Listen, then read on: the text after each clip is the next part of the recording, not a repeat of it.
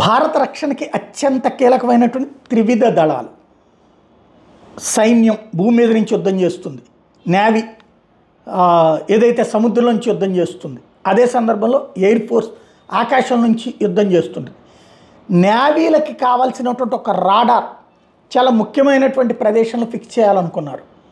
సముద్ర తీర ప్రాంతంలో ఎట్లాగ ఉంటుంది, అదే కాకుండా కొంత దూర ప్రాంతంలో ఫిక్స్ చేయాలన్నటువంటిది దానికి ఉన్నటువంటి భౌగోళిక స్వరూపపు అవసరాల రీత్యా రక్షణ రంగ పరిశోధన విభాగం సూచించినటువంటి ప్రదేశం తెలంగాణలో ఉన్నటువంటి దామగుండం.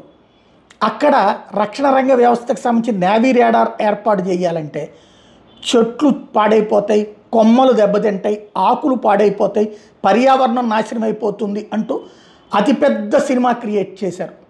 పర్యావరణవేత్తల పేరుతో, మేధావుల పేరుతో కొన్ని ప్రత్యేక వ్యవస్థలు నడుపుతున్నటువంటి మహామేధావి వర్గం చివరికి దానికి వ్యతిరేకంగా ప్రజా ఆందోళనలు, ప్రజా పోరాటాలు. ఏంటది అక్కడ చేసేది? ఎవడన్నా ఆస్తి లాక్కుంటున్నాడా, ఎవడన్నా కొండ తినేస్తున్నాడా, ఎవడన్నా రోడ్డు వేసుకుంటున్నాడా, ఎవడన్నా గనులు తవ్వేసుకుంటున్నాడా? లేదే. భారత రక్షణ రంగానికి సంబంధించిన కీలకమైనటువంటి అంశం. కానీ దాని మీద దుష్ప్రచారం చేస్తూ ఆ రోజున ఎట్లయితే నర్మదా నది దగ్గర కడుతున్న వంతెనతో చేపలు పట్టే వాళ్ళకి ప్రాబ్లం వస్తుందంటూ నర్మదా బచావో ఆందోళన పేరుతో దశాబ్దాల పాటు ఒక పెద్ద ప్రాజెక్టును ఆపినటువంటి పర్యావరణవేత్తల ముసుగులో విదేశాల నుండి సొమ్ములు తినేటటువంటి మేధావులు ఎట్లున్నారో అట్లాగే ఇక్కడ కూడా ఎవరినో మొప్పించడానికి ఒక కుట్రపూరితంగా చేసినటువంటి వాళ్ళు, అక్కడికి వెళ్ళి చేసినటువంటి వాళ్ళని చూసాం.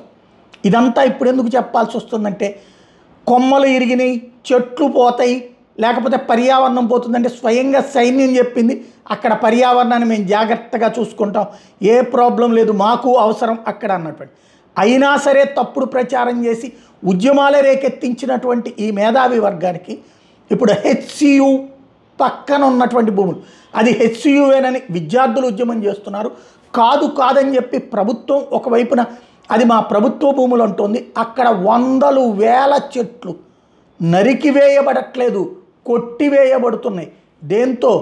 బుల్డోజర్ అందామా, ప్రొక్లైనర్ అందామా, కళ్ళ ఎదుట కనబడుతోంది. విద్యార్థుల ఉద్యమం కనబడుతోంది. ఈ మేధావులు హైదరాబాద్లోనే కూర్చుంటారు, స్టూడియోలు పెట్టుకుంటారు, మేధావులు అనిపించుకుంటారు, మహామేధావులు అని చెప్పుకుంటారు. అదే సందర్భంలో కథలు తయారు చేయడంలో మమ్మల్ని మించిన వాళ్ళని లేరంటారు. ఇలాంటి నాటకాలు ఆడేవాళ్ళు భారతదేశ ద్రోహానికి సంబంధించి, దేశ రక్షణకు కావాల్సినటువంటి దానికి చెట్లను అడ్డం పెట్టినటువంటి వాళ్ళు ఇక్కడ కూలుతున్న చెట్ల దగ్గరికి ఎందుకు వెళ్ళలేదు? ఎందుకు దీని గురించి మాట్లాడరు? ఎందుకు ఈ అంశానికి సంబంధించి ప్రజా పోరాటాలు చెయ్యమని నేను అనను, కానీ ఎందుకు చెయ్యలేకపోతున్నారు అంటే ఒక్కొక్కటి ఒక్కొక్క న్యాయం, ఒక్కొక్కరికి ఒక్కొక్క న్యాయం. ఏం జరుగుతోంది?